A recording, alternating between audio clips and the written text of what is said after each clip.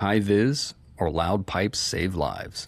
I'm going to go with high vis. Soul crushing interstate boredom or technical thrills by riding through the city? Oh, I'll go with the riding through the city on that one. Lean sensitive ABS or airbag vest? Airbag vest. Mega horn or auxiliary lights? Let's go with auxiliary lights. Training or saddle time? Ooh, that's a good one, dude. Let's go with saddle time, though. Which feels more dangerous, riding at night or riding in the rain? Riding in the rain every time. Which makes you feel safer, riding faster than traffic or changing your position frequently inside the lane? Riding faster than traffic.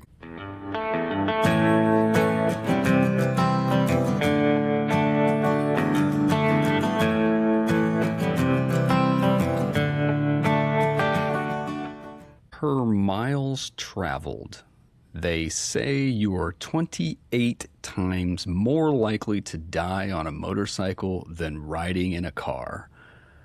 I hate that statistic, and so today we're going to talk about how dangerous are motorcycles. There's a lot to unpack here, statistics, things we can do to stay safe. What are some legit derivatives from the data? What's some general crap inside the data that people don't fully understand? And all that. But first, Mark, hit us with the mail call, man. Man, I am looking forward to this episode, Drew, but first we've got to talk about episode 152, how to plan a motorcycle trip. Tom said, kind of a weird thing, and I agree, Tom, this is a weird thing, but I absolutely have to pack a small container of yellow mustard. It is essential when I get muscle cramps. I am going to go out on a limb here, and I have no earthly idea what this comment is about. Have you ever heard of this, Drew? So mustard is new to me, but pickle juice is not at all. I've heard pickle juice, but not mustard. Yeah. Same concept, you reckon? It helps out with, the joints and muscles and that sort of thing. I've heard of mustard for a burn. Some nutritionist is going to have to tell me what's in mustard because I clearly don't know. But or Tom. Interesting. I appreciate that, Tom. Thanks. We got some research to do. What you got, Drew? Episode 150, the 10 motorcyclists you meet. Ironically, I made some comments about riding all winter long and going to Comet Bike Night downtown Cincinnati. Dylan Ross says, I'm definitely part of that Comet Bike Night crew in the middle of winter on a supermoto. So cheers to those folks because they are some hardy people. They sound like maniacs is what they sound like. They're not going to take anything away from that. Yep, that is absolutely the case. So... How dangerous are motorcycles?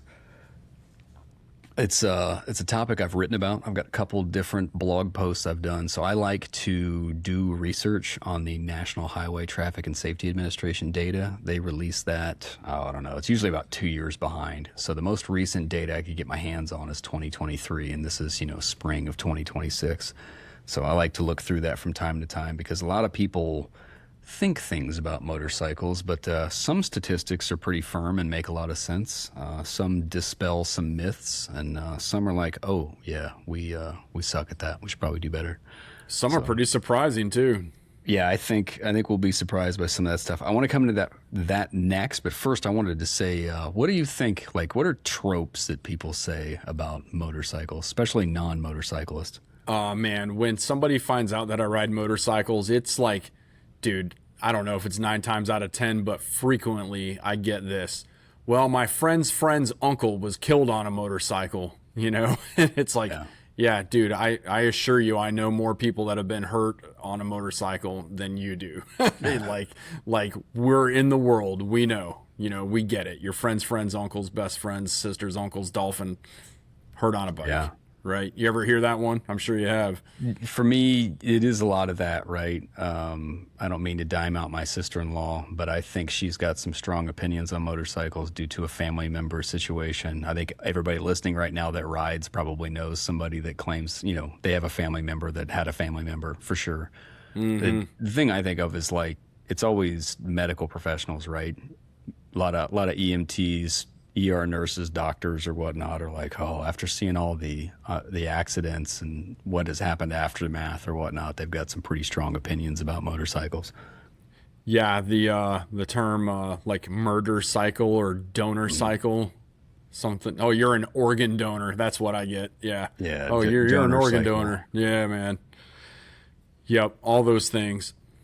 I think there's really strong opinions on not wearing gear and especially not wearing helmets. I think a lot of people, to include, I think motorcyclists tend to draw that conclusion like, oh, well, people only get hurt and killed because they refuse to wear a helmet.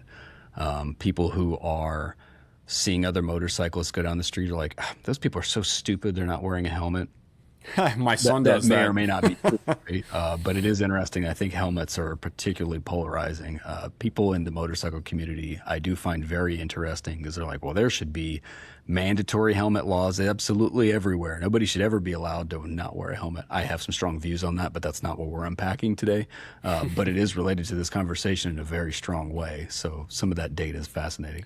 Let me guess what a libertarian would think about the government Oh man, you're gonna mandating a dye me helmet. out right on there. Yeah, Drew is a tinfoil hat wearing person. Yeah, That's all right. We all are. I'm right there with you, brother. I got your back. Everybody who rides a motorcycle, I think, has a certain level of rebellious streak that's kind of like, I don't want to be told what to do. So Yep. I guess we're unpacking that now, whether we like it or not. Nope. Sorry.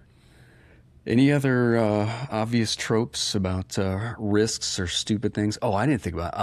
I think a lot of people are amazed by riding motorcycles in the rain. I think the average driver, I think, very quickly is like, oh my God, like, what do you do if it rains? Do you just get stuck somewhere? I think that's a pretty common conception too. I mean, in any sort of adverse weather condition. I mean, I'll get it when I'm riding in the middle of the wintertime and you go into a gas station to, buy a cup of coffee or something. And they're like, what are you doing? And you just hold up the cable to your heated jacket and, they're always mind blown by that. But yeah, for sure. Adverse weather conditions, they just can't wrap their head around it, I think a lot of people are afraid of deer for very good reason. Yep. And there's no doubt that I've had a couple close calls. I've seen some pretty nasty stuff. Hashtag Tales from the Road episode. Go back and listen. Yes, sir. I actually find dogs are probably more likely to be a problem than deer. Not that deer are probably more deadly by a large margin, but the number of incidents where I've been chased by a dog that's an opportunity to do something stupid is extremely high. I think for you, it goes in order. Dogs, anything with feathers on it. Feathers and first. Then deer. You think feathers first, 100%. Yep. I've seen Drew about catch a hawk before or a vulture or whatever the hell it was. Velociraptor, I don't know. But yeah, dogs, yeah. Let's just say wildlife in general. Yes. Yeah, deer is definitely a huge concern though because of just how massive they are. And they just, I don't know what it is about deer, but they'll be standing on the side of the road and as soon as they see you coming, they decide that's the time to go, It's another thing, I think, especially motorcyclists. There are definitely, and I've met some, that they're real strong about that. Like, it's dark, no way. Like, there's deer out there. And to the other end of it, I think other people don't realize how quickly, and you know it, if you go to a bike night or whatever, as soon as the sun goes down, everybody who rides evaporates, right? Yep. And I'm assuming that that's the reason, right? So, but I don't think Probably everyone so. understands that. Like, yep, you can ride in the dark, but depending on where you're going, there's some pretty serious threats. Yeah, it gets harder to see at night when you get older, and there's a lot of reasons for sure. But yeah, the deer's man, night riding's so much fun. But that's where the auxiliary lights come into play. Shine those jokers off to the side a little bit and have a great time. So, let's get into some interesting statistics here. 2023 National Highway Traffic and Safety Administration motorcycle, and this is just the fatality data. So I'm going to try to remember to put a link in the description so people can look it up and read it. I recommend you do. There's a lot of information there. It's probably, I don't think it's quite 50 pages. Let's call it 15. It's 15. 16. Yeah, 15 pages. Yep. They've got some charts and some interesting data by state and stuff, but we're mostly talking about fatalities today. And I say that because accidents are not very official. Like, I have multiple accidents on a motorcycle and the police know about none of them. So, right. Like, so if that's the case for me, I'm sure that is for many. So we can make a lot of assumptions about accidents, but it's hard to back it up. But fatalities are pretty final. So that's something that we know for sure, right? So it's hard to debate accidents, but it's very clear to pull data out of fatalities. So that's what we're looking at. What did you find? What struck you the most when you looked at this short bulleted list I sent you of statistics? Well, that's a great point about the fatalities versus crashes. So I'm glad you pointed that out. To me, one of the craziest things I saw was 65% of motorcyclists killed were wearing a helmet when they were killed. Yeah. And I guess maybe that's because the odds are you probably were wearing a helmet, because I don't know what the ratio is of states that allow it versus states that don't, that make you wear a helmet every time. So that has to be factored in there somewhere, I would think. But nonetheless, that was way more than I thought the number would be. I mean, what do you think about that? I've watched it change quite a bit, and I should have opened with this also for the record, so everyone knows. In 2023, there were about 6,300 motorcyclists killed. That also includes passengers. There were about 24,000 automobile fatalities, and we can get into some of the other pedestrians and whatnot later. But that number of 6,300 is pretty normal. I've been reading these statistics since 2016. You can literally go back to my website and look at this very article and see the changes about what we're talking about today versus some other articles. But it's been about 6,000 people a year die on a motorcycle. It's real consistent. So that number hasn't changed, which is interesting, because I wonder what the actual number of people riding a motorcycle has been throughout those years. You know what I'm saying? Yeah, it all fluctuates. There's not been super growth to it, and that's what makes the minutia hard when you start looking at well, how many registered motorcycles are there? Well, I have 3, so how many endorsed riders are there? Well, a lot of endorsed riders don't actually ride anymore. The numbers are hard to pin down. Oh yeah, to know what the true rates are. But I just wanted to point out, so it's 6,000 people. So lots of people have really strong opinions about how many people have been killed on a motorcycle. It's well, there's 6,000 people killed annually. And there's 340 million people in the United States. I think it's over 110,000 of those people are registered drivers, if not more. So there's a lot that goes into the math there. To me, the first thing that stands out is 34% of motorcycle riders killed in fatal accidents had no valid motorcycle endorsement. That's crazy too. Over 1/3 of those 6,000 people killed didn't possess the legal endorsement to do that. Again, we can debate the freedom of that later if you want, but that is an impressive number. 1 in 3 has not either didn't pass the test or had their license revoked. Or never took it to begin with. Right. Yeah, that's what I'm saying. It's they've never taken the motorcycle test to get an endorsement, or their license was revoked. I've heard some of the numbers on revoked before, but that is very difficult to find as well. I have a buddy from another country that came over here and did not get a motorcycle endorsement because, get this, his reasoning was that it was too simple to get one in the United States, so he saw no point in it because it's so hard to get it over in Europe. Yeah. I'm like, okay, well then why wouldn't you just spend the hour at the DMV to go get it if it were so easy? That's interesting. Yeah. He was a strange cat anyway, but yeah, man, it's a weird thing. I'll bring that in as an aside. Remind me to circle back to that when we get to the end, because that is something I think people will bring up because it's related to helmet laws and stuff like we talked about. Yeah. Did you have another stat on that list that stood out to you real quick? Well, you start to get to talk about alcohol, and one of the things was 26% of motorcyclists killed had a blood alcohol limit over the legal limits. 26%, dude. More than a quarter of them. That's crazy also. And I don't know, man. I've always thought look, I've had a lunch beer, we call it, where we stop in the river because it's 1,000,000 degrees and we sit in the river for an hour and have a beer. Fine, dude. But people that are drinking enough alcohol, multiple beers, liquor, and then jumping on a motorcycle, either they're bar hopping or it's at dinner or at a bike night or something like that, and jumping on a motorcycle, 26% killed. Yeah. That's crazy to me. I had no idea it'd be that much. Yeah, 1 in 4. And it's the same situation, right? Some of those people are also not endorsed, right? So we can't just say 24% plus 36% equals or whatever, that's oh right.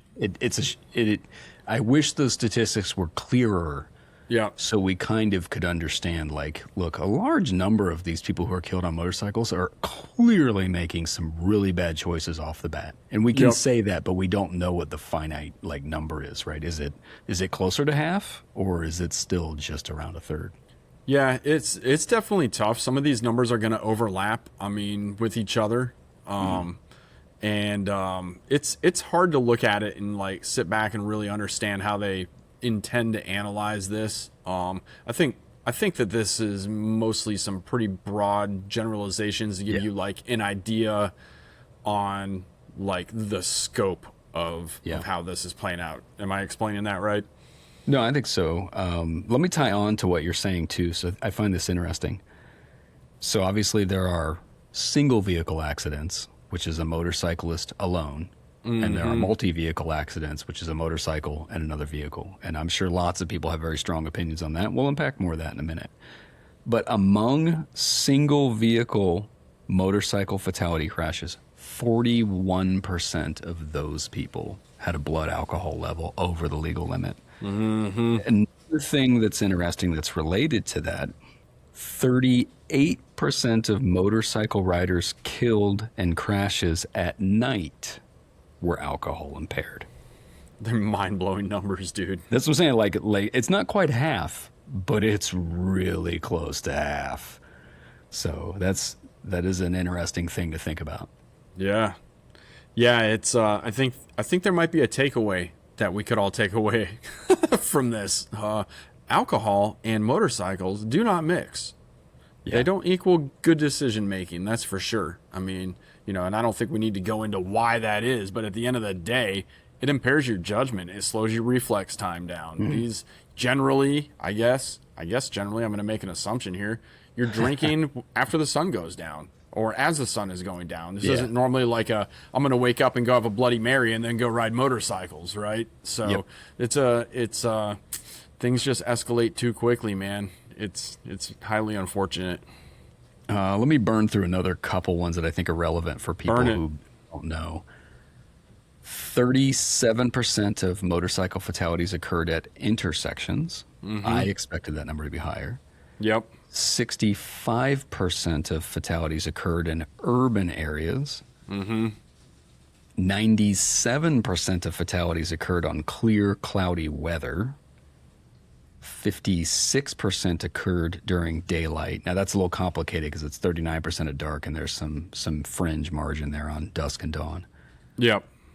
60% of motorcycle fatalities were collisions with motor vehicles and transport. That number is going up. When I first started looking at these stats back in 2016, it was around 47%. So we are now over 50% of motorcyclists are being killed by running into another vehicle in one fashion or another.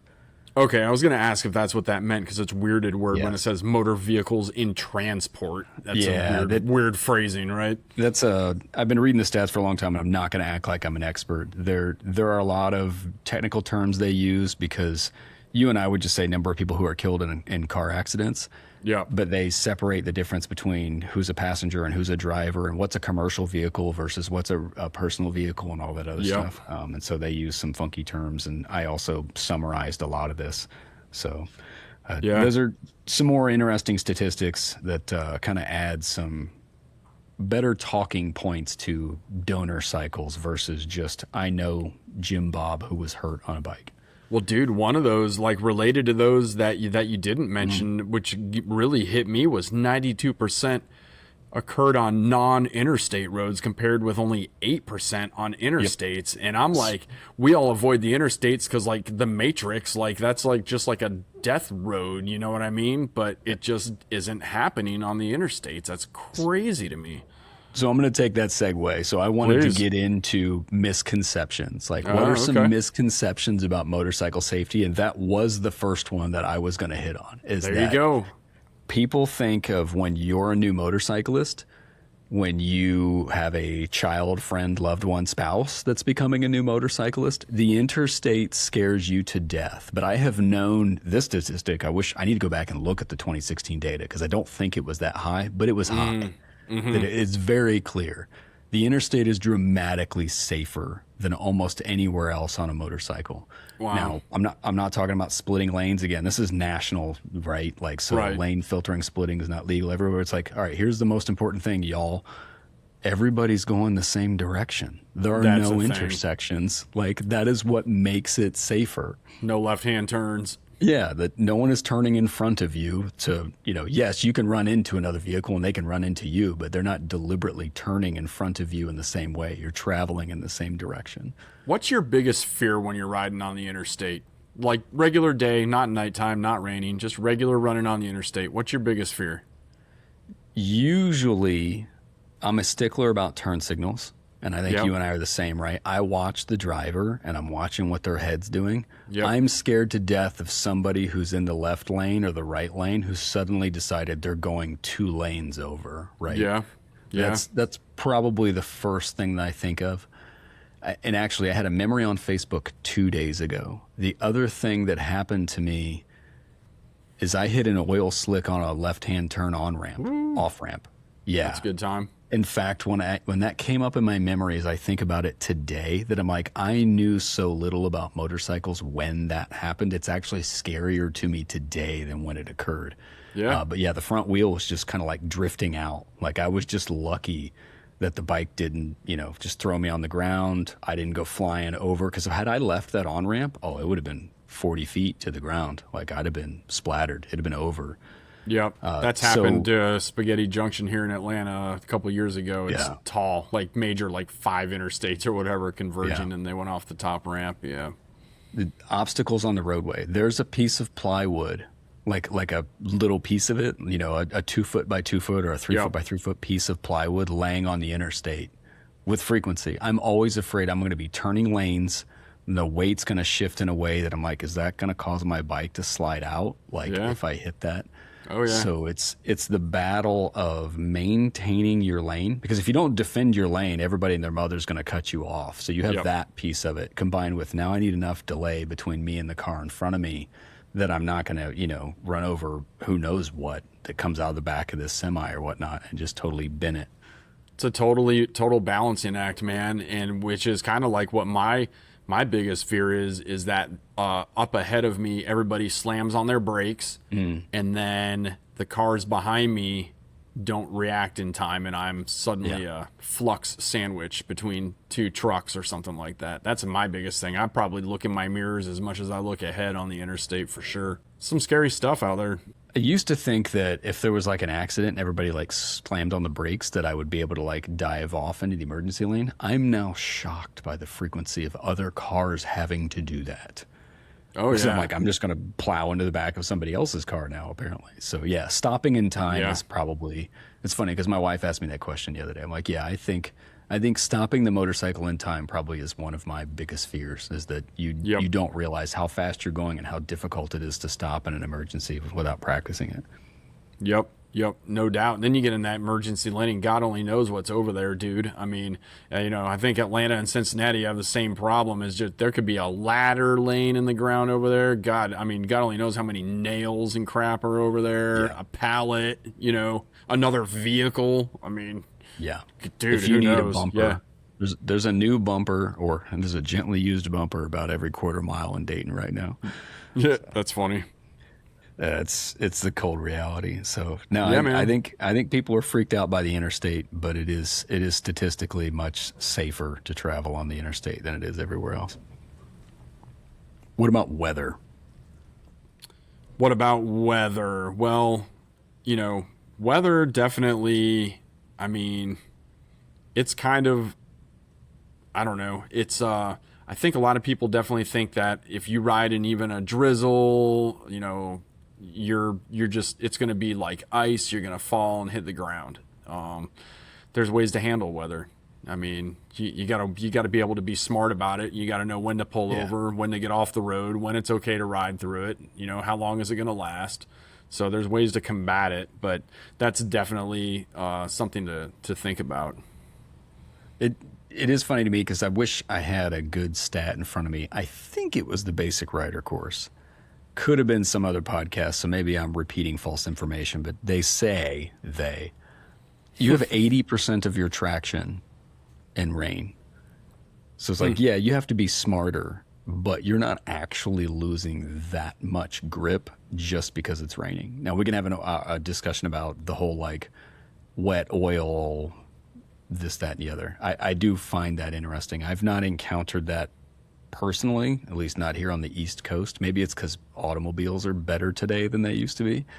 But I was reading the basic rider course recently, and it talks about that. Like, as soon as it first starts raining, it's a little bit more dangerous because it washes more oil into the road. I do believe Correct. that in like Miami, California, places where it doesn't rain quite as much. But here on the East Coast, we've got snow and snow plows to like totally scrape the road every winter, among other things, right? Yeah, here it's when it rains, we have a ton of I know you deal with chip seal, we have tar snakes all over the place. And so when it's real hot, those things are greasy. When it's real cold, those things are slippery. I also am like you. I read something recently about tires and traction, and I can't quote the numbers or where it came from, but the idea was that if it weren't for rain, we would all be running around on the roads on racing slicks. Like, the only reason that there's grooves at all in tires is to displace water, and how that is done is going to differ based on different companies' ideas of what you need and what you're,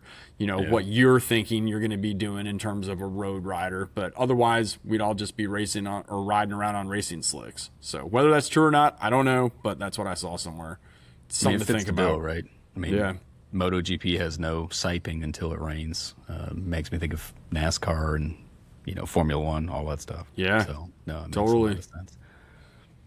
No, that's an interesting thing. I think, snow and cold weather's clear. That's not very common for people to do that anyway. But to me, I do always think of rain and windy weather. And I think people think of the elements. But I think that most issues with motorcycles are the rider and some other driver.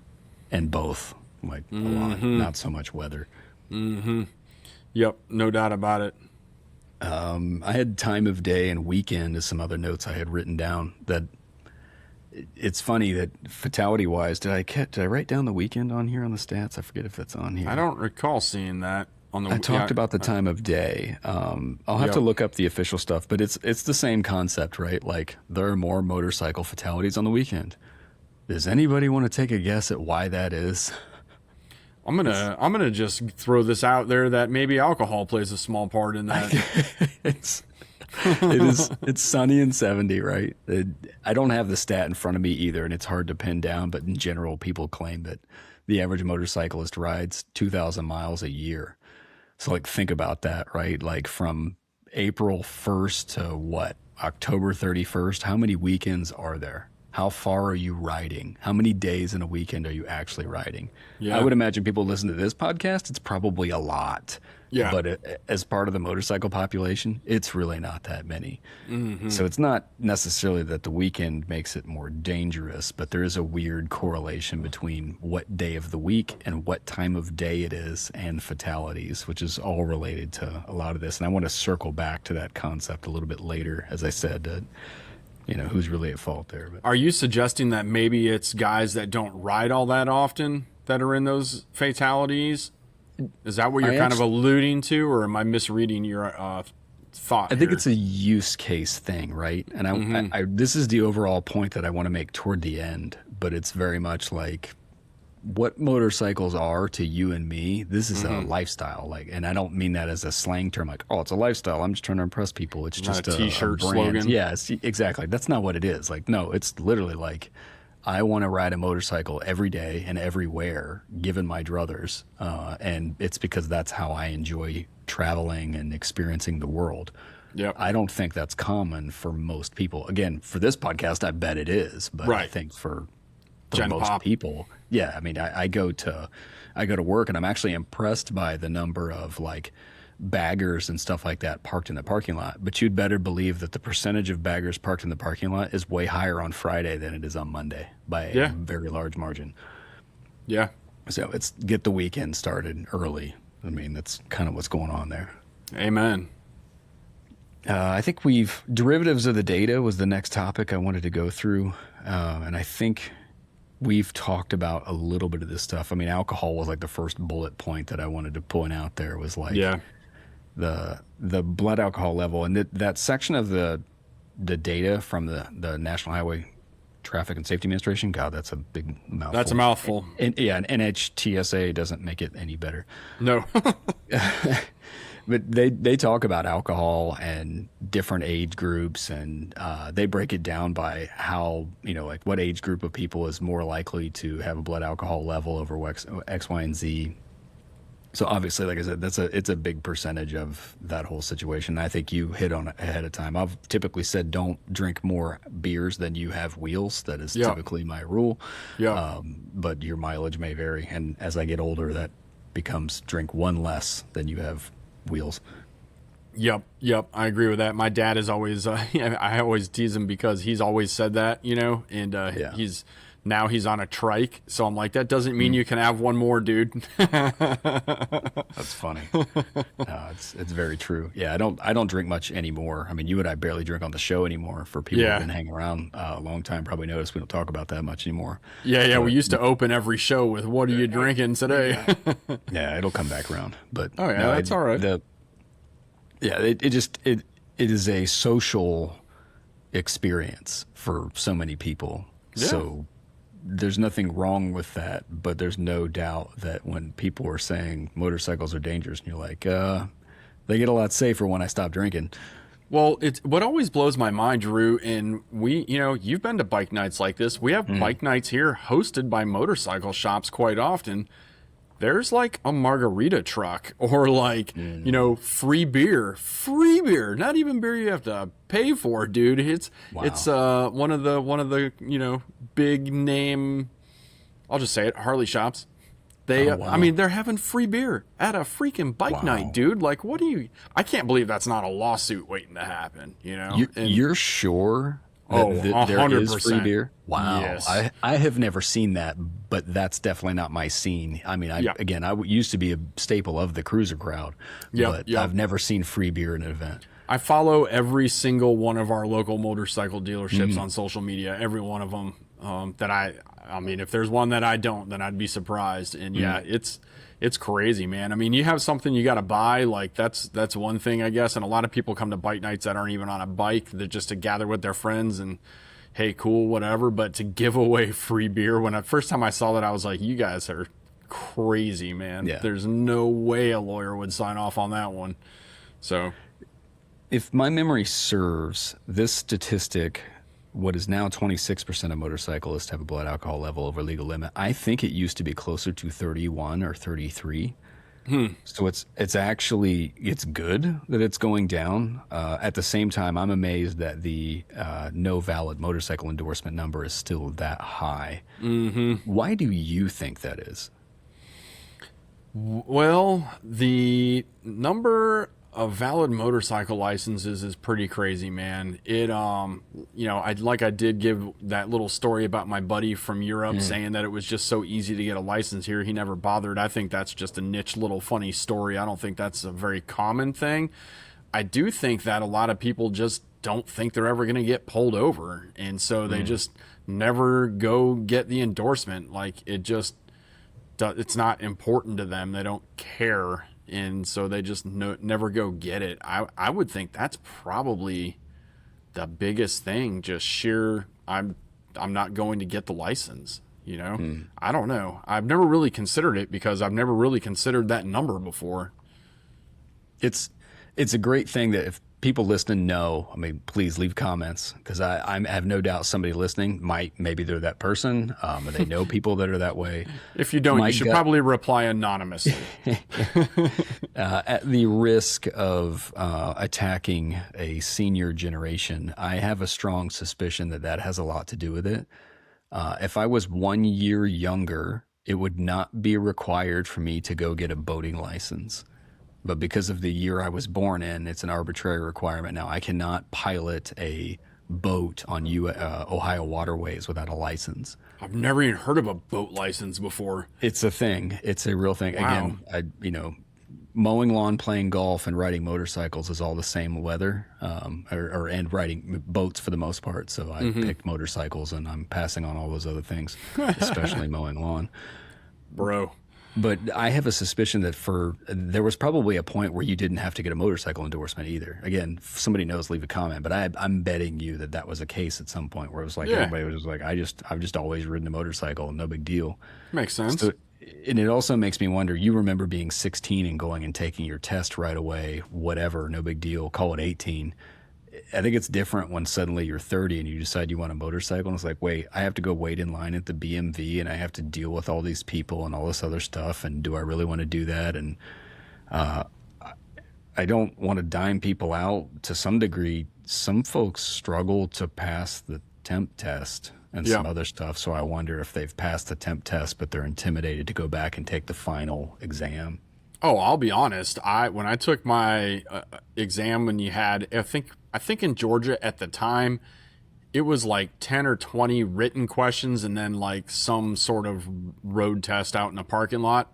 Dude, I have no idea how I passed that road test in the parking lot. I mean, I'm shocked. I blew the curve they make you ride through. I didn't stop in time. They're like, here you go, Mark. Here's your test or your license. And I couldn't believe I passed it. So it is, they say it's easier than in Europe, and that's likely true based on everything I've heard, but it's still not easy, I don't think, especially the road portion.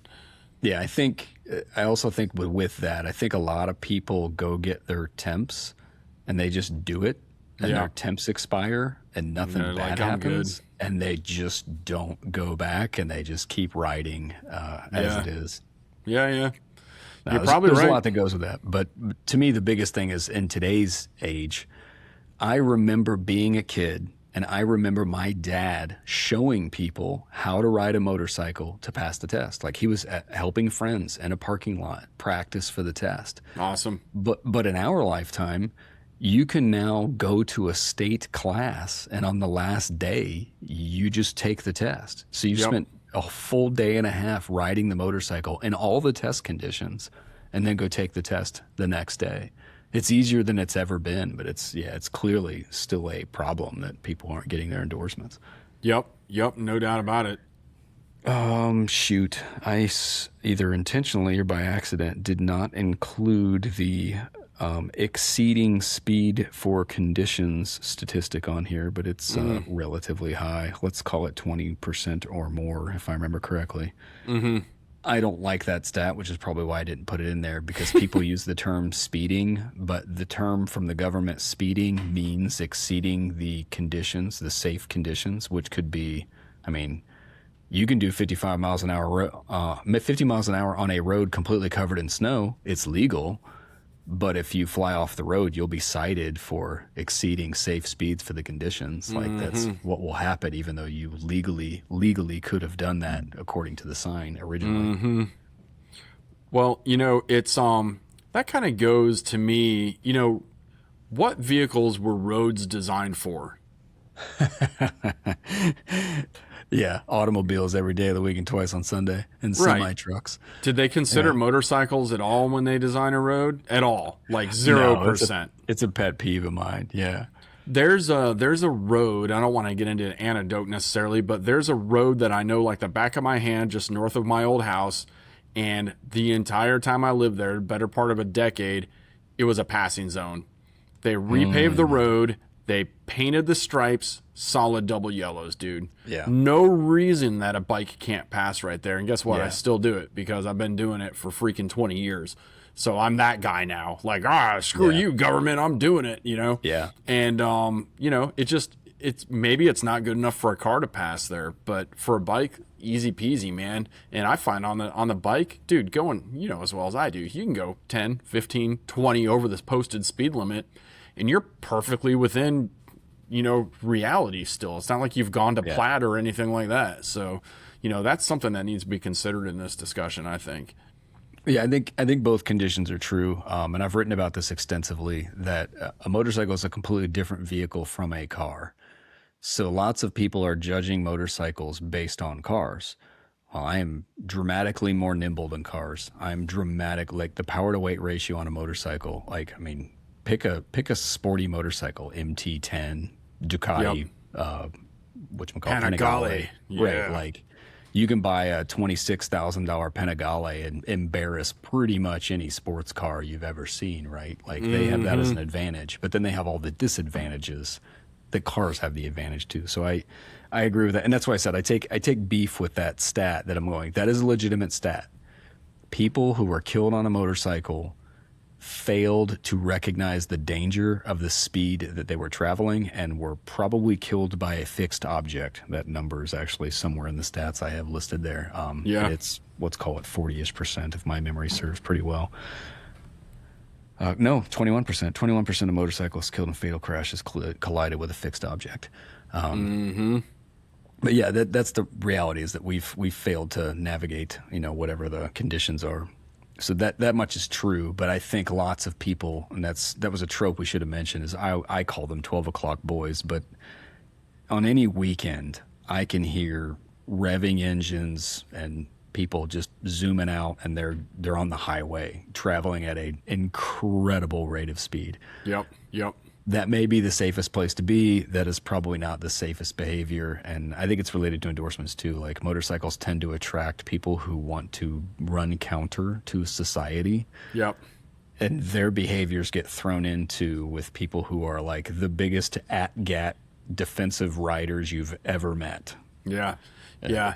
It is true to remember, it's hard to remember that those so-called 12 o'clock boys exist sometimes because, like in Atlanta, we have the I-285, the perimeter going around the city, and these dudes just get on their motorcycles and all they do, lap times around the perimeter, man. Yeah. And like on one hand, I'm like, that's pretty awesome. But on the other hand, they're a menace to society, dude. And like, they're not my people. I don't hang with people like that, and like it's easy to forget about that in this entire discussion. Like this whole talk, I'm thinking like, oh, you got adventure guys, you've got cruisers and some sport bike guys. That's a whole nother breed, but they're still riders, and their statistics are still important and part of this as well.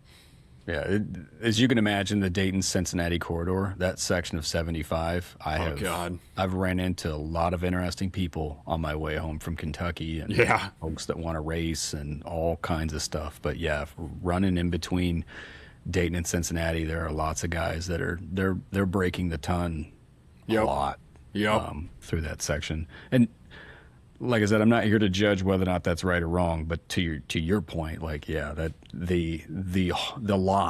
the whole of motorcyclists get judged based on a very small percentile of people that are jackasses on the highway, and therefore we're all riding donor cycles. Well, just like in real life, those with the loudest mouths are the ones that everybody notices, right? Yeah. How many people do you know who have been injured on a motorcycle because a car turned in front of them? I couldn't begin to count. It's high. Yeah, it's fairly high. Most of the people that I know that have been in accidents on the road with another vehicle was because somebody turned left in front of them. Yeah, it's like I said, that's a growing stat. Like it was so much easier to say it's 53%, it's almost half, and then it was 57% the last time I checked, and then now they're saying 60. It is a pretty high percentage and growing, and that's bad. But I want to circle back to, while all of us are mad at cagers because they aren't looking at us, and we'll unpack more of that soon. Yeah. But it's like almost half, 4 in 10 killed themselves on a motorcycle. No one else was involved. I'm sure there's some deer in there and things like that, but by and large, a lot of motorcyclists are killing themselves. And so that's something that lots of people are like, motorcycle riders are like, oh, it's just all these other idiots. I'm not worried about me. Like you should be, because that number is much higher than 10. Yeah. Well, you have to have some level of personal responsibility here, but at the end of the day, people are turning left in front of us because they either can't, their brain can't comprehend the speed of which you're traveling. You came over a rise in a hill a little too fast, and they didn't see you. How many times do you hear that? I didn't see him. I witnessed it firsthand both conditions were bad. We were going too fast. That person had no business being in the location they were. In the other car, you mean? Yeah, they were blocking the lane. Like they were doing a yeah. U-turn in the middle of a blind rise. Completely. So, like, but we should not have been going that fast. Yeah. So you know, it's things you can do, right? But you know, the other part of this entire thing is the phrase "I didn't see them." It's super common, dude. And you know, we haven't talked about this yet, but cell phone use, man, distractions. Yeah. It's you know, they're making a left-hand turn, there's traffic, maybe they're looking at the GPS for a second. I mean, you know, we had one of our good buddies here, unfortunately, you know, it was one of those situations where two people were wrong. He admits it. He looked at his handlebars at his GPS while he was waiting to turn left on his bike, and the car was coming straight too fast. And he looked up and just something in his brain didn't register that it was not time for him to go, and he went anyway. Car hit him. He lost his leg, dude. He has one leg now. You know, and he's riding again, but he didn't know if he was. He didn't know if he was going to ride again. So, you know, it's a level of fear that we have to have as riders to keep us alive that people just aren't paying attention now like they used to and like they should have. And since COVID, it's exponentially worse, is my opinion. People have completely forgotten how to drive. So yeah, I do think the cell phone situation is worse. I think the speed is worse. Like everybody's in a hurry. Loves to go fast. I'm shocked every day when I go to work when traffic is not real heavy, like school's out, and I'm like, we're doing 80. Like I have to do more than 80 to pass traffic. This is nuts. People are blowing by you, dude. Yeah. So that's fast. But I want to point out something else. Fortnite has an incredible video on this. I think it's the Vanishing Rider. I think that's what they call it. It's an old one. It's a very early Fortnite video, and I recommend everybody watch it because I don't think people understand. I don't call it evolution, call it the way that the human mind is created and built, whatever makes you happy. People don't realize that, like, when you stare at something in a fixed object, you don't notice it. Like we talk about, you're more likely to have an accident within 4 miles of your house than anywhere else. The reason is you've seen that stuff before. Your mind naturally programs and shows your consciousness stuff that you've seen before, even though you're looking at something different. It's showing you what you've seen before because it's just faster to process that information that way. So a driver's looking for 2 headlights. You have 1. It doesn't even, they don't even see you. You are an object that is completely ignored because they looked left, turning out of their driveway. It looked the same as it did yesterday, and they went. And that's the thing is, lots of people are upset about drivers, and it's like, understand you are hanging out with blind people everywhere all the time. Just know that now. They plan on them not seeing you because the human brain is wired so they don't. Well, let's think about this too. Like most of us that have motorcycles are also car drivers. And dude, you know, the amount of things that car drivers are expected to deal with at this point in time is crazy too. Like orange construction barrels, signage, traffic lights, you know, the construction is crazy around here. Lanes shift around. They're doing major road work by me right outside my house. The lanes shift daily. You know, I don't know what lane to be in. You know, it could be different in the afternoon on the way home than it was in the morning when I left. So, you know, we as riders should remember sometimes what it's like to be the car driver. And I know we're going to talk on that maybe a little bit later as well. But those are things that we all have to think about, you know? There's a ton of distraction / mental stuff. Like it's a lot to process, dude. It's overstimulation. It's funny because everybody, if you remember being a motorcyclist in the very beginning, or just anytime you go somewhere you've never been before, especially off-road, like you don't have to go very fast to realize like I can't digest all this at once. So, that's a great point. It's a lot coming at you. I think that's a good segue. I want to move into countermeasures. Because it's related to some of this before you and I start airing the grievances of how terrible the construction zones are, because that's a big issue. The first note that I had, as I mentioned it earlier, like mental and physical sobriety is like the number one thing in my mind to Yeah. help protect yourself with. And I mentioned, well, we talked a lot about alcohol like already, but I think another thing is like don't ride angry. That sounds petty and silly, but I can't emphasize how important that is. Yeah.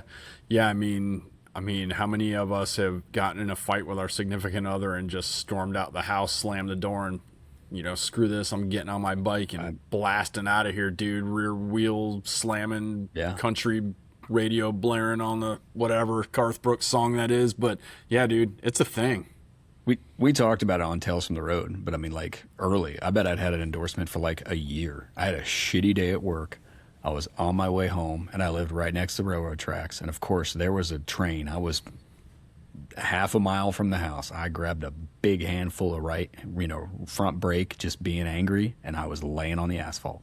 Yep. Like a very different story. And it's like, yeah, it is amazing how much emotional sobriety is important because, yeah, if you have a bad argument with somebody who you really care about, getting some kind of fight, even crashing, like crashing off road, falling off your bike or this, that, and the other, those events, not getting enough sleep, all those events add up to you really raising the opportunity for you to get hurt again.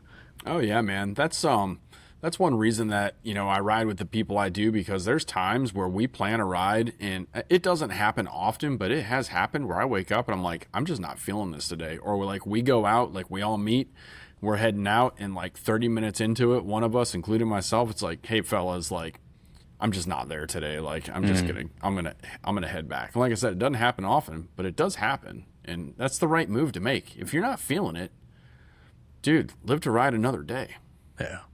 It is so tough in a group environment to be adult enough to tell people like either I'm going to hold up the group today or I'll tell you what, why don't you boys go and I'm just going to enjoy a casual ride and get some fish and chips or something today. It is not easy to do.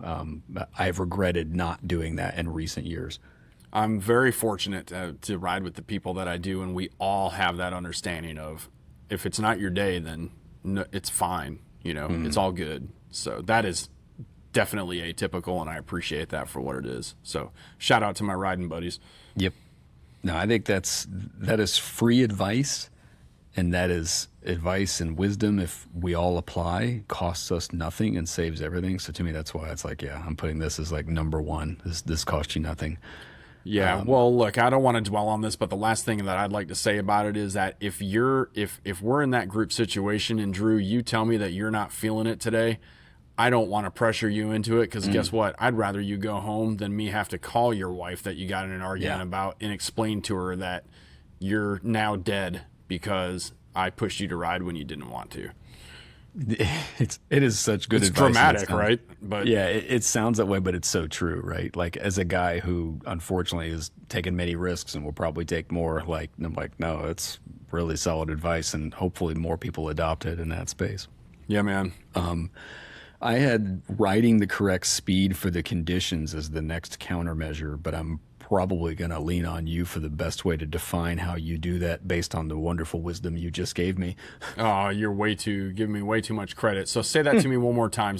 Riding the correct, say it again. It's easy to say, right? What is a countermeasure to protect yourself on a motorcycle? Well, the answer is ride the correct speed for the condition.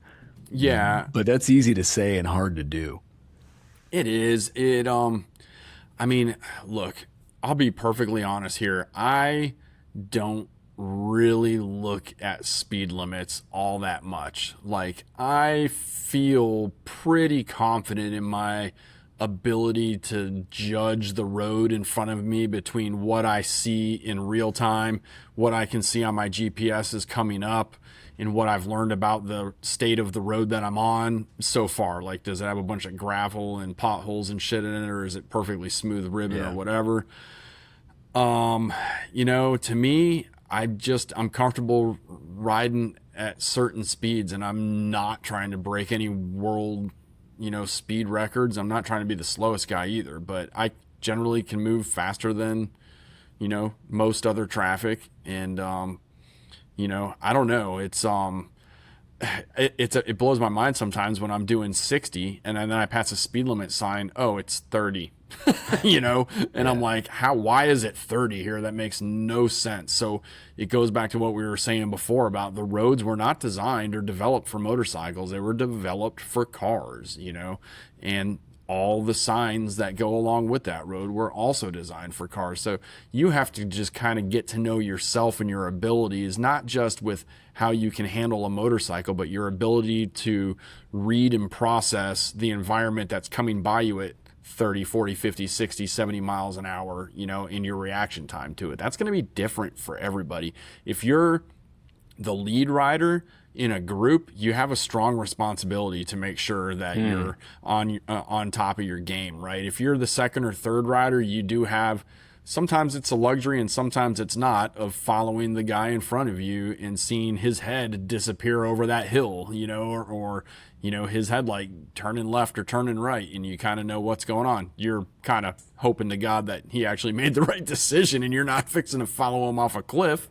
But I don't know. That's kind of how I've always handled it. That's kind of a long way of getting there. But you with me on that? Yeah, I think it's interesting when you're in a place you don't know.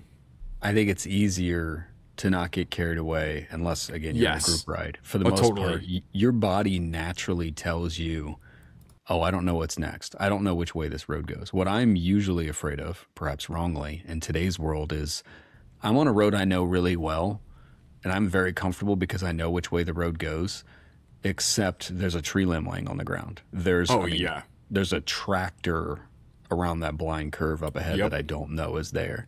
Yep. And I generally like to leave, let's call it 20% in the tank, right? Like I don't like to ride over 8/10 of my total ability to make sure that I've got enough brakes, choices, and places to go. Yeah. To me, gravel roads is usually where I'm reminded of this the most. I should be reminded of it more on the asphalt because, again, other drivers are probably the big issue. But on gravel, it is funny that it's like you can haul ass on gravel, but man, as soon as one of those local trucks comes around the corner and he's 100% in your lane, you remember very quickly that you are way over your head very quickly. It's real hard to stop a 500-pound two-wheeled motorcycle on what's essentially a bag of marbles when you're not expecting to. And sometimes, frankly, I'm blown away by the speeds at which some of my friends can ride these gravel roads. Not because it's hard to go, it's hard to stop, dude. It's hard, and it blows my mind. I mean, but hey, whatever works for you. But yeah, you're exactly right. Yeah, keeping my head about it. So, speeding conditions. Have you taken any type of motorcycle training beyond basic rider course or even that? I've taken off-road and off-road focused training courses, but I actually have never taken a road focused training course short of the one I took to get my license. So no, I've never taken any sort of asphalt type training course at all. Have you? I took basic rider course. I already had my endorsement. And actually, Harley Davidson at the time was offering free basic rider course to veterans. So I enrolled in that and took it. That's cool. Just because I was like, I want to do the training. Yep. I'd probably been riding 3 to 5 years at that point. And I actually took a lot away from the course. Like there's actually stuff in the course on the range where I'm practicing skills, where I was sharpening stuff. That yes, I knew what the laws are, and because I drove a vehicle for a company for a long time, I had to take the defensive driving, and the military made me take it. So I took defensive driving like 3 times in like 4 years at one point. I have taken it in a car many times. Yes, it's awful. But yes, But if you've taken defensive driving because you have to for work, and then you take the basic rider course, most of the classroom stuff is a lot of the same kind of stuff. Oh God, right? it's awful. It's so monotonous. It's not that it's not relevant, but it's pretty dry. It's presented in a way that does not. It's like being in science class in high school all over again, dude. Memorize the periodic table. Oh God, dude, why am I doing this to myself? That's funny. No, that's that. Like I agree with that. Now the using the rear brake to get higher control at low speeds, practicing counter steering and all that other stuff, like no, it was very relevant because I just took my temps, took the test on a scooter, had it, was legal, whatever. So going back and taking that training was totally worth it. Yeah. I don't know if at what point I'm going to take advanced rider course, but I've wanted to do some of that stuff and do it on a big bike. But ultimately I was like, and I'd like to do a track day at some point. Same. Like, yeah. I Same. totally want to go out and do a track day. And I've never done one of those either. I would love to do both of those things. And, you know, it's funny. I've of course watched tons of videos, YouTube videos and training videos about street riding, trail braking, what you were talking about a second ago. Yeah. I've done adventure training. Adventure bike training never talks about how to handle the road. Every adventure bike clinic I've ever seen advertised or done myself, of which I've done, I don't know, half a dozen, let's call it, we've never even talked about the street. It's like adventure rider marketing. It's so heavily focused on making you look like a badass off-road that the street riding side of it, which frankly is where most adventure riders spend most of their time, is completely forgotten about, which is, you know, I mean, man, I never thought about it before, but that should be addressed by some of these training companies, you know? The first thing that comes to mind to me in that space is I remember first transitioning to being on and off road and recognizing how you ride the bike so differently. I was always, you know, lean off the bike, don't let a peg drop down, and this, that, and the other. Nowadays, my bikes are taller, so it naturally happens. But it's like, no, I ride on the street kind of like I ride off road, and there's huge advantage to it. Again, Fortnite did a great video about this, about cornering, and it's like, you know, I don't think it's taught, and if you watch racing on asphalt, you're not going to see it done that way. But it's like there's actually huge advantages to staying straight up and down and moving the bike underneath you. Trail braking is a technique that it's like, hey, if these people are not, you know, in with the right people, that's an advanced technique that can be taught. So hopefully somebody listening and some of our great rally sponsors might cue into this. That's good advice from your part. Yep. Needless to say, I brought that up like, hey, countermeasures to survive. There's tons of training. The state offers basic rider course, returning rider course, advanced rider course. No doubt there's track days. Lots of people who are listening, if you hung out with Ducati folks, I find lots of Ducati dealers naturally, like the way adventure dealers go take adventure rides, I find a lot of Ducati dealers do a lot of track days. So you have an opportunity to get at the track relatively affordably if you hang out with some of your Ducati friends. So check that up. Yep, I expect Sam Bendall to chime in on that one for us. Please do, and I can definitely do more of that. I mentioned lane positioning and strategy a little bit earlier. You talked about the highway. I think of side roads just as much, if not more. Are there particular things that you do changing what your position is in lanes when you're dealing with commuting and stuff? Yeah, like the number one thing I do all the time is I never ride in the center of a lane. Like never ride in the center of a lane. So if we're on let's say two lanes going north, the same direction going north, interstate, whatever, it's I always pick the lane pardon me, how am I trying to say this? I'm always trying to protect my lane. So I will choose the portion of my lane that is closest to the most, the fastest part of traffic. I don't even know if I'm saying that the right way. It's complicated to explain on the radio without a whiteboard, right? It is. Let's just say there's two lanes, slow lane, fast lane. If I'm in the fast lane, I am riding in the right-hand portion of that fast lane because I want to be in the mirrors of the other cars that might shift over into my lane. I'm going to protect my lane. I don't want them to have any space or gap that they think is okay to share with me. That is my lane. Whether I occupy the entire lane or not, it's mine. Yeah. If it's the reverse situation and I'm in the slow lane and there's a fast lane next to me, I am riding in the left-hand portion of the slow lane for the same exact reasons. I don't want the fast lane guys thinking they can get over into my slow lane. I want them to see me in the mirrors as much as possible. That's called protecting your lane. And when I'm in a group, we stagger. So I always ride that way. Generally, I'm leading. I ride that way. The guy behind me rides in the other portion of the lane, and then the guy in third position rides basically the same position I'm in, staggered. Yeah, not like Ponch and John on chips. That's a police formation that the Outlaws have kind of adopted, right? But I'm gonna cover that shortly. Are you okay? Copy. Oh, yeah. Well, that's the number one thing I do. Like, I protect my lane at all times, all the time, and always looking in my mirrors, by the way, too. So yeah, it's the same for me. That on the highway, especially if I'm coming up on traffic, especially a lot of people like getting on the highway, they've just joined. I'm used to traffic patterns, right? Been riding to work, going through downtown Dayton for over a decade now. Traffic patterns have changed with construction, but not that much, right? I know that after certain on-ramps, there's going to be a bunch of slow people. I move over to make sure that my headlight is going to be in people's mirrors and whatnot. And again, same thing for you. Like you said, when I'm in the left lane, I stay to the right side. So again, my headlight is in the mirrors of other people. So as soon as they glance over, and even if they don't, it's already shining in their mirrors, so they don't accidentally just turn on the signal and pop over there. So we're the same there. I'd actually like to talk about headlights for just a second. Please. Do you ride with your brights on all the time? I would not say all the time, but often. Yep. And we could talk about aux lights as well. I've had auxiliary lights in the past, and I'm known that when I can go around a curve and it's not obvious that I just flashed them, like I just turned them on and I'm flashing everybody. Like when I get into high traffic, I'll turn them on. Like, yep. Like I'm sorry, but it's like, hey, I'm coming through here. I exist too.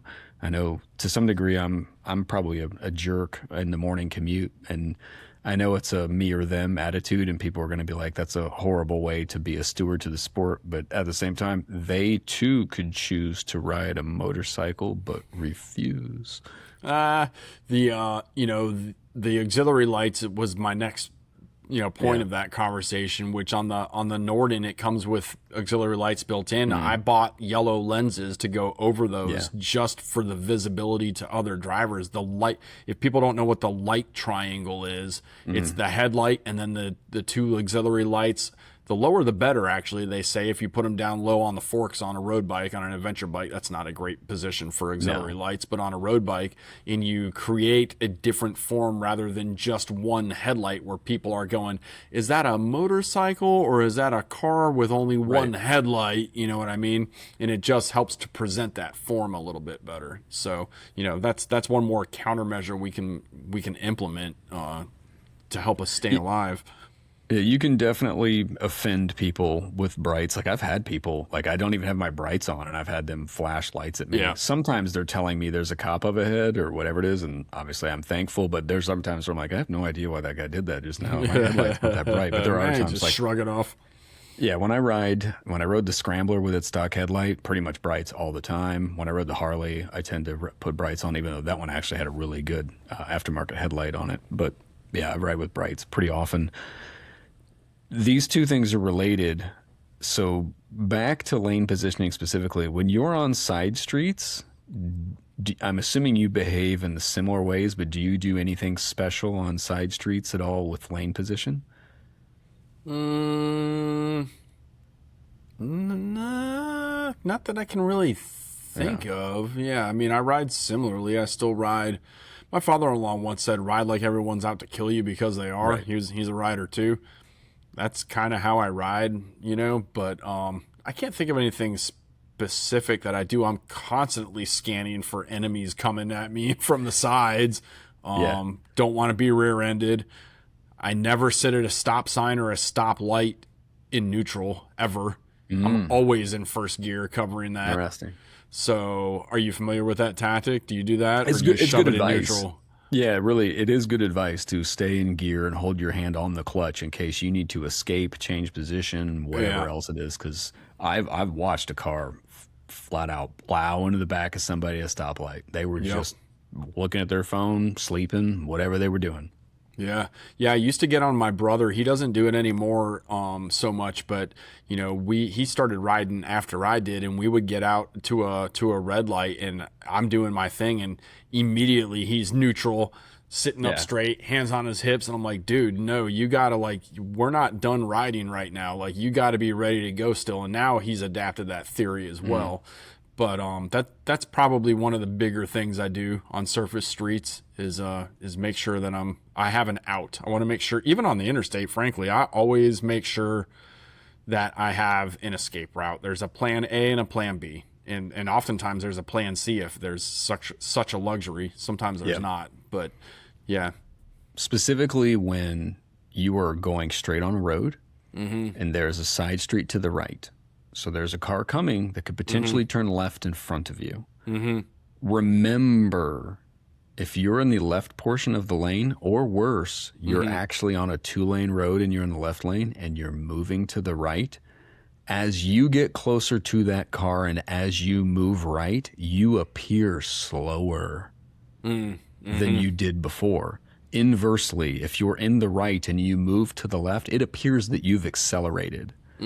So when I'm on side streets and I see cars that I'm like, this guy looks suspect. Like, I think they're kind of inching up and they're inching up and all that stuff. I will weave heavy, like really heavy in the lane. If it's just my lane, I don't typically change lanes, but if I have to make it very obvious, I'm shaking my headlight every bit I can. I'm sure lots of people think I'm a wacko.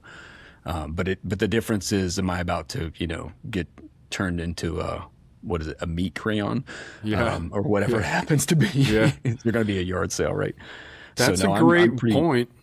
Yeah, I'm very aggressive about that. And on the highway, I'm changing my location in the lane a lot. Like, I don't want to be a jerk, but it's like, this is somewhat of a dangerous hobby, whatever. So it's like, hey, if I'm alerting you that I'm here and that the reality is that I can get through and around everyone else if you just give me a little inch, and then you'll never see me again. So I'm going to be on the move all the time, but I'm a clear living being among all of the vehicles. As a car driver, do you ever protect a motorcycle rider that you see? I don't think I've had the opportunity to do that yet. You know what? There's probably been a circumstance, and I can't remember it, but there has been an odd circumstance where I'm like, I'm going to put my car in this place because this other idiot's not paying attention. So I do it all the time. Before. Yeah, man, it's a thing. What about there's something else that needs to be said about lane positioning and the surface streets thing. What I wanted to talk about, but go ahead. Yeah, staggered bikes for sure, but this is relative to what you were just talking about, right? So many times you think, I made eye contact with that car driver. We understand each other's intentions. Dude, your eye contact doesn't mean a damn thing. They may not have made eye contact with you. You think you did. They may not have done it. So just because you think that you made eye contact, don't assume anything. And that's another frequent thing that you'll hear people say, like, we made eye contact. I didn't even see him. Doesn't mean anything. Yeah, be liberal with the horn. Not that the horn is great, but it's better than nothing. I used to, when I had those, big Denali D4 LED lights, I would flash the LED lights, not the horn. Because as they start to move, I flash the LED lights because it startles people way more obvious than the dinky little horn that comes on your bike. I do feel you have to be careful with that, and it should be said that is kind of the sign for go ahead in front of me. So also that's true. Not without its risks. I shouldn't have said flash. I turn on, like I'm pressing the button to engage the LED lights to turn them on. Okay, but I agree with what you're saying. That you have to be careful with that too. I wanted to talk about staggered bike formation. Again, I used to hang out with the cruiser crowd, and they used to ride two-file like a lot. It's funny because at the time I used to do it and didn't bother me. Like, I'd ride next to people all the time through twisty roads. Now I feel like that's the dumbest thing I could ever do on a motorcycle because I've completely robbed myself of all the freedom. Yep. And the idea behind staggered is I can now see further because there's not a motorcycle in front of me blocking my sight, and in a pinch, hopefully they keep their side of the lane, I can slide past them in a pinch if I absolutely have to.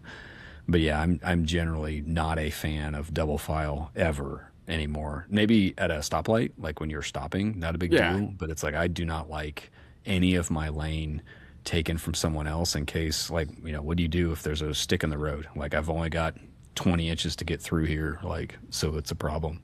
Yeah, that's to ride like that requires special training. The police are trained to ride like Ponch and John from Chips, and I don't know how much training goes into a motorcycle club riding like that or not, but it's that's a special formation that the police started with the police because one guy can watch the left and one guy can watch the right, and they're talking to each other, communicating, and that's why that's a thing. So your motorcycle club ain't riding like that for that reason. We talked about trail braking on a recent episode, but I had that listed down as another countermeasure, another situation that folks should keep in mind. The basic rider course, they talk about covering the brake anyway, like when you're approaching intersections and dragging the brake and other stuff, because it keeps dive down. I did a deep dive on trail braking in the Motopedia episode, so we should go back and listen to that. But ultimately, trail braking means there's less dive on the forks. It means that you can go through turns faster, safer. You have more control of the motorcycle. There's a whole lot of stuff in there, but trail braking goes along with training and some other stuff. It's a skill folks could learn. You've hinted at this before. What kind of practice do you do on your bike, like on your personal time?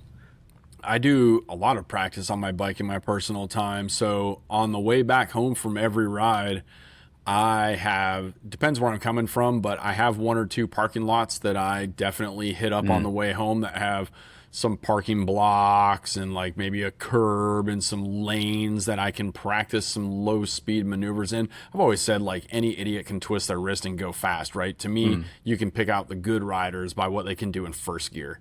And so I'll go in there and do some different maneuvers, just, on the street, learn how to handle the bike, do some brake checks, learn what the point is on my ABS, where things are going to start acting in on the motorcycle in all the modes now. You got off-road mode, adventure mode, rally mode, explorer mode, rain mode, sport mode, whatever, all those modes. So get to know where your ABS is going to kick in, get to know where your traction control is going to kick in. It's a controlled environment. I mean, generally, right? Like there's not going to be, except for maybe a random car or two. If it's an empty parking lot, no one's going to be there to bother you. On the weekends, schools are great places to do this because no one's at school on a Saturday and Sunday unless they're a maniac, right? So I will definitely hit that up on just about if I have the time when I get home from a ride. That's what I do on my way home. I also have a couple acres of land, so before I park the bike, I will go in the dirt and do some different maneuvers off-road as well. But yeah, I do that frequently. Like I really want to know how far is my bike going to dive when I mash the front brakes? What's the suspension going to do if I do this? How are these things going to come into play? It's important, very important. Each motorcycle is different, so. Yeah. Yeah, I think it's been almost 10 years since I did that training class. So I'm looking forward to hopefully doing training here soon. And then I do want to practice some of that because I'm like, I really feel out of practice with emergency braking, especially on the asphalt. But even then, because I've not been racing dirt bikes, because it used to be second nature, but now on the bigger bike, I'm like, I think I've just been taking it easy because, again, stopping a big bike with both brakes off-road is especially difficult. So it's like, I need to practice some of that stuff. But I had a note down here about emergency maneuvers. I also feel like when you see something on the highway and whatnot, it's like if you've not been practicing a swerve, like if you've not made a planned obstacle or whatnot, that doesn't happen as naturally as you think it does. Because I think you kind of want to like lean away from it and some other stuff, and counter steering isn't as easy as you think it is at 60 miles an hour. Like, you panic brake. You panic brake. Sometimes the best situation is to lean back and just gun the shit out of the bike and just and try to get the front end as light as possible. So you're not, dude, it's like anything else in life. If you don't practice that skill, you're not going to have the skill when you need it. I mean, and that's not a skill that luckily most of us don't need that skill very often. So how else are you going to stay sharp if you don't put it to use from time to time? I think we talked about it on the episode at the time. Last fall, they had gone through and repaved the interstate, and they left like a 2-inch lip in between lanes. Oh God, dude. Oh, dude. Yeah. I started to turn into it one day, and I had the wildest feeling in my stomach. Like, oh my God, I'm going to bin it right here. Wow. So that's something that riders should think about. I think lots of us think about it especially when you're downtown. There'll be steel plates. Sometimes there'll be trolley car tracks and stuff like that. But when they do that on the highway, it's like, no, you need to be prepared to go like way over in the lane and then really swerve over hard to get up and over that. I could not believe how tall that lip was. Not a single sign, not one. And I was That's like, mind y'all are blowing. jerks. Oh yeah, it was terrifying, dude. That's a lawsuit waiting to happen right there. Yeah, if I'm not a meat crayon. Yeah. ABS is another thing I had listed down here. Did your 1090 have ABS? I mean, it came on the bike. Did I employ it? No. Have you practiced with your new bike with ABS yet? I have, yeah, because the ABS on this new bike is pretty damn good. So yeah, I haven't got into it. Like, I wouldn't say I'm 100% comfortable to go, you know, on the interstate and dodge a ladder in the middle of the road just yet, but I'm getting there. So yeah, I have this thing has like 10 different freaking settings for everything. So it's like, what does this setting do? What does that setting do? And the only way to, like, they can tell me in the manual or the book what it does, but I'm not the kind of person that learns that way. I mean, for us to sit here and do all these percentages and stuff took everything I had, you know what I mean? So it's like, I gotta actually put it into play to see what it does. So yeah. Yeah, hopefully this is the value added section for a lot of people. You've said some stuff and it gave me some thoughts. I've said on previous podcasts, I remember when my dad got ABS the first time and he engaged it and it spooked him. And so I've noticed that on different bikes. Like, if you're not accustomed to ABS, it is better than it's ever been by a large margin, because it used to be like pulsate in your hand, and it's like, yeah, this helps, but it's a little alarming when it happens because you have a lot of brakes, and then all of a sudden it feels like the lever lets go. It's not like ABS in a car. Yeah, it's not like that anymore. But it's one of those things, like, if you've never had ABS before, if you've not panic braked, you need to like practice that. It's a big deal. Yeah, it really is. Rear brakes on the T7, it engages very, very easily, so I'm used to that. I don't think about it at all, but I very seldomly engage the front, and so I need to practice that more, that, you know, this is what it feels like to have the front wheel lock up, and it's not a big deal. And it's even more goofy because on these bikes you can turn that stuff off, so you need to remember both conditions, right? Well, and you need to remember what mode you're in when you restart your motorcycle too, and it's, you know, it's like, oh yeah, I mean, there's been times with this new bike that I'm going down the gravel road and I hit the rear brake and it does the pulsing thing. I'm like, what the crap? Oh, look, I have ABS turned on. There's too many buttons, man, you know? Yep, some of that. Have you ever seen a tire explode on the interstate from a semi? Oh, yes, I have. Yes, I have. I used to work at a spot that was on the highway. And it was wild because, the parking lot faced the interstate. A lot of the front offices faced the interstate. It would blow my mind the number of days that I would walk out to my lunch break and there would be a tire exploding on the highway. Like, this is I-70. Anybody listening to this knows I-70 goes from way on the East Coast to the West Coast, right, or to Colorado. But it's like, it's amazing how many days in a row you can see that happen. But I brought that up because it amazes me the number of car drivers that will hang out right next to a semi, but know that as a motorcyclist, this is a death trap waiting to happen. Don't get trapped there. Like, you're going to need to fall back in your lane, find a way around something. Do not loiter because some car driver just decided that they don't actually want to pass this person. No, agree. I will break the sound barrier to get around a semi truck like that. And when that, man, semi trucks are the worst. RVs are terrible too, because you get, there's a certain type of person driving around for the most part in those things too, and they're not young, sprite, I'm going to check my PSI every time. So, but semi trucks, dude, like retreads on tires and like, man, there's just, I watched a documentary the other night about this crazy scheme with semi truck drivers that it's like they're just changing the names of the companies over and over and over.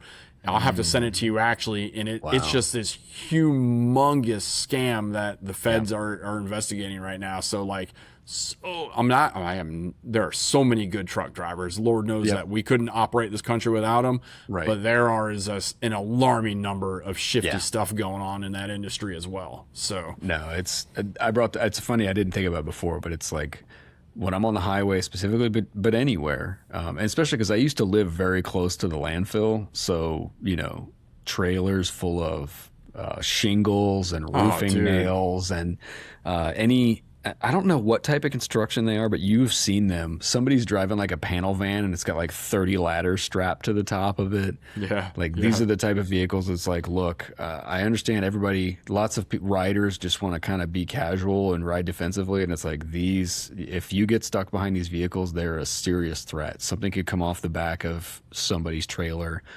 Have you ever been hit directly in the visor by a rock off of a Oh, yeah. construction vehicle? Oh yeah. Yeah. That's the worst. It's alarming, dude, because it's like it's one of the loudest things that you've ever heard. You would not realize how loud it is, and then all of a sudden my visor scratched in a way that's like, oh my god, I just about got hit in the face by a 1-inch rock.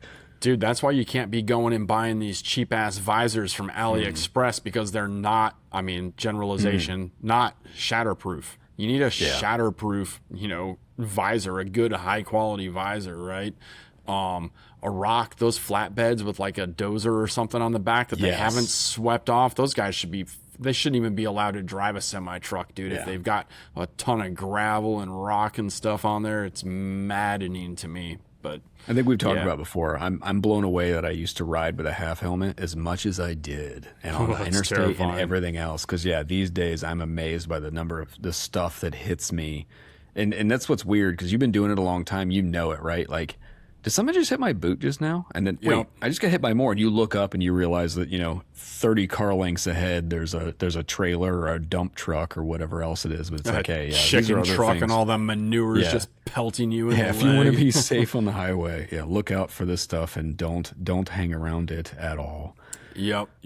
Funny, we just gave a bunch of things about the highway, which is the safest place to ride a motorcycle. We've 100% accurate. It's the same though, right? County roads, this, that, and the other. But it is. Yeah, I'm always worried about something goofy coming off somebody's trailer. A mattress. A lot of people are moving these days, not strapping stuff down right. I seen a guy driving down the road him and his wife holding the mattress on with their hands. Like, what are you doing, you maniac? Come on, dude. There's some math we don't do. Well, you talked about auxiliary lighting. Have you ever bought one of those Denali horns or anything like that? I never have. I've always been interested in one, but I never have sprung for one for various reasons. But I like them. I wanted that for the Scrambler a long time ago. I just couldn't spring for the money. But yeah, there's something to that. Pricey, although, man. Yeah, they're expensive, and I've seen a few people use them on cars, and I've seen people be so panicked and disturbed they're struggling to stay in their lane. So that sword cuts both ways. Like one of those train horns. Vary. Yeah, your mileage may vary, but I have seen some people really get. Not last, but as we're moving into something else here, supporting points about survival and safety, and we've probably covered a few of those in the past few minutes. The first thing that came to mind for me, and I should have saved the link for this because I actually looked it up. I think some insurance company or whatever actually did research on this. Motorcyclists are safer drivers. Oh yeah. I mean, like that's fascinating, right? When you think about it, like, well, you're just a donor, an organ donor or whatever else it is, but mathematically, an insurance company of all things says, well, you're actually a safer driver because you ride a motorcycle. Yeah, for sure. I again, anecdotal, but years ago, my wife and I are turning left in my landscaping truck and trailer onto a busy road, and semi truck is coming down. Totally was going to run the red light. I only stopped because of my motorcycle riding background, and I looked before, even though I had the green light. By two more cars in front of me went before me. I clearly had the green light. Semi truck just barreling through, and I looked both ways before I went through the intersection. Thank God. Stopped. He skids through the intersection. And, I mean, my wife and I had to pull over. Like the car opposite us in the other lane, we saw her drop her cell phone and gasp and cover her eyes because she thought we were about to be destroyed, dude. Like, it was one of the top 5 scariest moments I've ever had in a car ever. And I'd have been probably dead. So we had to pull over and regain our composure. But that 100%, that's because I ride motorcycles. Yeah. No, it is something. I think what riding a motorcycle does is that you look further down the road. You've become more conditioned to give yourself as much time as you can. I hope I'm wrong, but I really feel like on my morning commute, most people are following the bumper in front of them. It Oh yeah, terrifies me. they're not awake. Yeah, I'm real. Like I said, I'm definitely not the model citizen on a motorcycle, but it's like, look, if you have a lifted truck with tinted windows that are so dark that I can't see through them, I'm gonna stand up. But I say that to say that's like seriously, like lots of drivers are probably just following the bumper in front of them because everybody needs an SUV with the darkest tint they can possibly afford, and you can't see anything anyway. So, but yeah, I think motorcyclists are predisposed to do a much more aggressive job of knowing what's up ahead. Yeah, I think so. And I think it's also taught me not to have the road rage that maybe I did. That maybe age myself. I'm not a young man anymore, so maybe there's something to that too. But back in the day, man, I remember just being a car driver and just wanting to go everywhere as fast as I can and like getting Yeah. pissed off at people. And now I'm just like, whatever, dude. Generally, I still get mad at people, but you know, it's yeah, I think we are. I think we're for sure better car drivers, you know? You've been at this game a lot longer than I have. I know that a lot of this is marketing, but do you feel like the gear we're getting today has more safety stuff in it than it did when you first started? Yeah, I do. Like, did they have armor in it back in the day, or is it better now? Or, That like I said, I know there's a lot of marketing in this, right? But There is. I mean, there's definitely a lot of marketing. Look, it's hard to say. I mean, my gut feeling is that we do have more protection today than we did back in the day. I'm trying to think back to some of my first jackets and what that armor was like, and it was essentially like it went from just like padding that was like a glorified pillow sewn into your elbows, and I'm talking about like it was like a nice like first gear. Back then, first gear Yeah. was almost a premium brand. You know what I Yeah. mean? It was like a nice first gear jacket. And then it went to like just having a really hard, like turtle shell Yeah. armor on it, no flexibility to it at all. And now we've got D30 and Climb's new armor and Moscow Moto's new armor and like all this like molecular level type of armor to it. We've got the advances in materials are just crazy super fabric with ceramic beads that have been freaking welded to the material. yeah, Cordura, which has been a long time staple in motorcycling, but Cordura, different denier levels. yeah. I think overall, yeah, I think we do have better gear and safer gear than we used to, and that's not even getting into things like airbags and neck braces. That was the and next that place sort of that I was thing. headed. Is Was it? have you priced or considered an airbag suit, especially now that they make an adventure airbag suit? I have not, because here's my reason. And right or wrong, I'm not here to debate. It's just for me, Sure. this is what's right. Dude, it's one more thing I got to put on and deal with, man. And I get to the point where it takes me freaking 25 minutes to get all my stuff on as it is now. Now I'm going to add another layer, and I live in the South. It's hotter than hell here in the summertime. Yeah, I think that's a a big consideration for folks. It is. Well, you have to be comfortable, or you're not going to deal with it. And I'm not saying those things are or are not comfortable because I have not worn it, but my gut tells me probably not. I do think that monetarily they're starting to become attainable, It's just unless it's incorporated into every jacket that I'm already putting on anyway, when that finally happens, I'll probably consider airbags, to be a staple of my gear. But until then, I don't see it for me. We're getting there. I brought it up because, like, I think of MotoGP right away, right? Like, I think of guys like Valentino Rossi, right? Like, that guy started racing in an era where I'm not 100% sure of this, but I have a strong suspicion that it was two-stroke motorcycles and leathers. Like, that's what they had, right? Right. And then before long, they could put airbag suits on these guys and they can race longer. They can crash more. I mean, Marc Marquez pushed his luck to the absolute limit, right? That guy, like, it's almost like he crashed in qualifying on purpose, right? So the airbag technology has saved people from, some pretty serious accidents. Not exclusively, because runoff and other stuff also plays a role there. But now it's in Dakar, like they're racing Dakar and airbag suits. Yeah. Alpine Stars has really developed that situation among other. There's 2 or 3 other brands, I'm sure. I actually was They're with the a friend. player though. was it 2016, 2016, 2017? I was with a friend.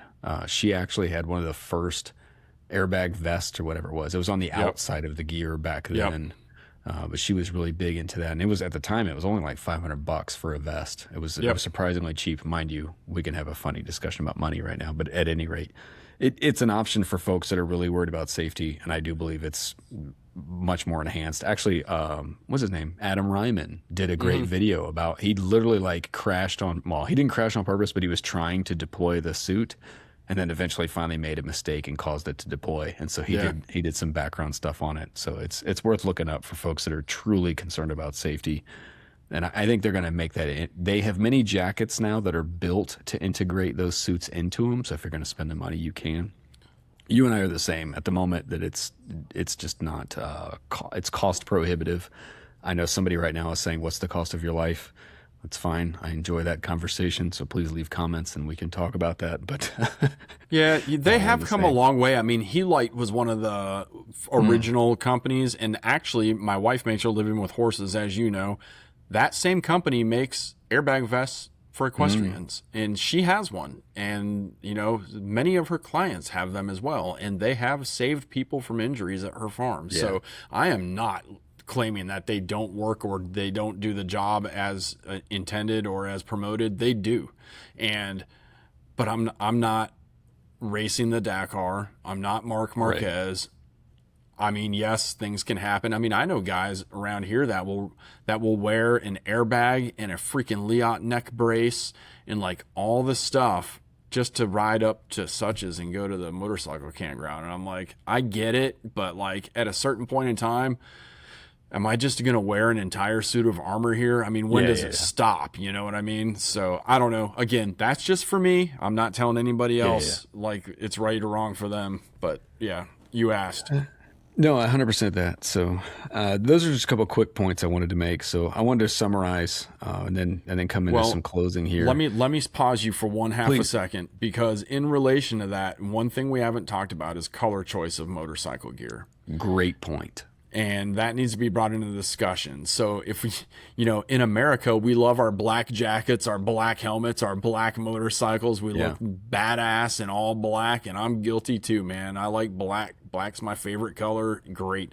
Gray is the new trend for everything. My freaking motorcycle is gray. I wouldn't have chose that color if I had a choice. I'd have got the blue Norden, but nonetheless, it's gray. What else is gray? The freaking road is gray. Why do you want a gray helmet? Why do you want a gray bike if you can help it? You know, think white helmet. My helmet is solid white. High vis. I'm not a guy that can just wear a high vis jacket because I ain't that guy. But you know, some splashes of high vis, some reflectivity pops here and there, just something to alert the other drivers. I used to carry like a construction worker high vis vest. Like I wouldn't wear it all the time, but I would shove it in my bag. And if I was on a road trip and it started, you know, raining or the weather was crappy or it was nighttime, I would put that cheap vest on over my jacket. And now like I have a black rain suit. Why did I buy that? Like that's the dumbest thing ever, dude. Isn't it? You know? Yeah, it's so dumb, but it's so common. Black sells.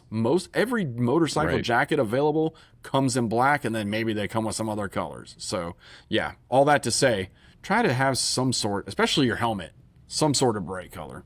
Yeah, shame on me for not bringing that up in countermeasures, because that's a huge thing. Is the high vis stuff. There's some arguments to effectivity, and they go back and forth on that stuff. But I'm with you. Like I almost always get some version of yellow on a helmet. I obviously like patterns. I've got camouflage and stuff, but it's like it's yellow with green camouflage and stuff like that. Yeah. My summer jacket is the high vis and light tan or whatever it is, or almost like ghost white gray, that kind of stuff. But yeah, I'm a big fan of white and yellow helmets, especially. Yeah. So, I mean, that's the thing, right? Like, I get it. We don't all want to peacock around, but I think all of us have a little stripe of that. So a little white or yellow is not going to kill you. Yeah, for sure, man. And again, if you don't do it with your jackets and stuff, do it with your helmet. That's the biggest thing. White helmet. Look at your buddies driving down the road when you're behind them. See which one, or even in your mirror.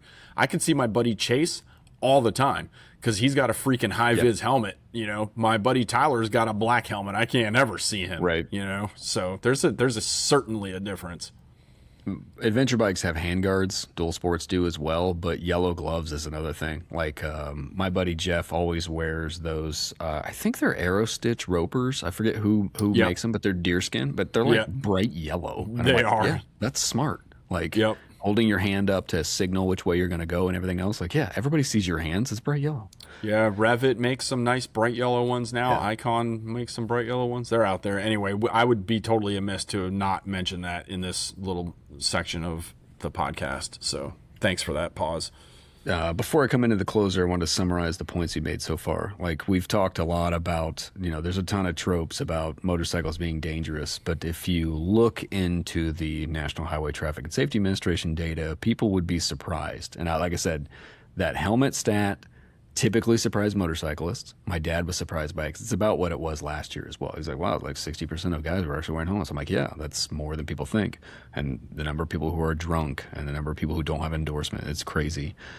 We've talked about misconceptions about the interstate and weather being particularly dangerous, but that's not typically fatal despite what people think, and the interstate especially is very safe. We talked about, obviously, deeper dive into the data, and then we just covered a lot of countermeasures. Something I wanted to dive into just briefly before we close down here. Folks have that stat 28 times more likely to die on a motorcycle, and they say per mile basis. You can say that I ride 2,000 miles a year on a motorcycle, but are you saying that my car mileage is exclusive of that? You're saying that driving a car doesn't prepare me in any way for being on the road? Maybe that's the case. I don't know. Obviously, I think saddle time is better to ride more. What I didn't mention in the beginning that I wanted to circle back to was, despite these 6,300 motorcyclists that were killed, 7,300 pedestrians were killed in 2023. Now, theoretically, there's more pedestrians than there are motorcyclists. But at the same time, how many of us actually walk across streets and X, Y, and Z? And on a per mile basis, how many miles of public roadways do you walk? What would that statistic look like? On a per mile basis, how much deadlier is being a pedestrian than riding in a car? I think you'll find it's more than one. I think you might be surprised that it's actually more deadly to walk across a roadway than it is to ride in a car. But no one ever talks about that. Well, I just have to cross the road. You realize that more people were killed in this country last year crossing the road than riding a motorcycle, and yet motorcycles are donor cycles? Like that does not make sense at all. I actually had AI do some math on this, but unfortunately I've had counter information, so we can't trust the robots to give us the honest truth just yet. But oh, geez, what do you know? Yeah, like I said, they claim motorcyclists ride 2,000 miles a year. They claim Americans walk somewhere between 700 and 900 miles a year. So like I said, I don't like the per mile basis as a metric because it ignores the fact that you drive a car. And when you think about how many miles of actual roadway you come in contact with and the number of people who live in this country and the number of people who have been killed as a pedestrian, I don't get it at all. You've heard me say on the show before, sorry, I'm like dominating the mic here, motorcycles are pontoon boats with wheels. Did you ever play baseball on the street when you were a kid? Sure, yeah. Like, do you let your son play baseball in the street today? Well, I live on a dirt road, so I might not be the best example of this, but I would argue that most people probably do not. I remember being a kid, and I remember my parents freaking out about sitting on the curb and having my feet in the street and all this other stuff, right? Like, that's the way it was. And again, I grew up in the 80s too, right? We were some pretty feral kids, but still, it was like when you're young, your parents are going to lose their mind about you playing in the street. And yet motorcyclists are literally playing in the street for the most part. And to me, that was the big takeaway from this. Is like, hey, yeah, if you want to go have a couple beers and go ride your pontoon boat with wheels and go play in traffic, this is an extremely deadly, dangerous hobby. But if it's something that you're investing in, maybe it's not quite as dangerous. Any Well, final thoughts from you, Mark? Sorry, I was really no, man. You pounding don't. on the soapbox there. No, you had a couple points you wanted to make, and I'm glad you did. And the only other things I would say is that sometimes I joke, and people, you know, when they tell me the motorcycles are dangerous, my go-to joke is basically like, dude, when I walk outside of my front door, the chances of a piano falling on my head from the sky are just as good as yours. And if you don't ever go out and do anything dangerous, are you ever really alive in the first place? And that sounds like a freaking t-shirt, and I know it does, but it's 100% true. There's things we can do to mitigate that risks. I have a wife, a family, a job, mommy and daddy to come home to. So trust me, I want to come back home, but I also want to go out and remember why I did this in the first place. Right. So, yeah. You know, it's we all have to think about the level of risk that we're willing to take and what's the benefit to risk ratio. That's going to be different for everybody. You have to decide that for yourself. But at the end of the day, I think that we're all here because we think that the benefit outweighs the risk. And that's really all I have to say about that, to quote Forrest Gump. I think motorcycles are not dangerous. They are deadly and punishing to the inattentive and the careless. Yeah. So don't play in traffic. And with that, we'll catch the listeners down the road.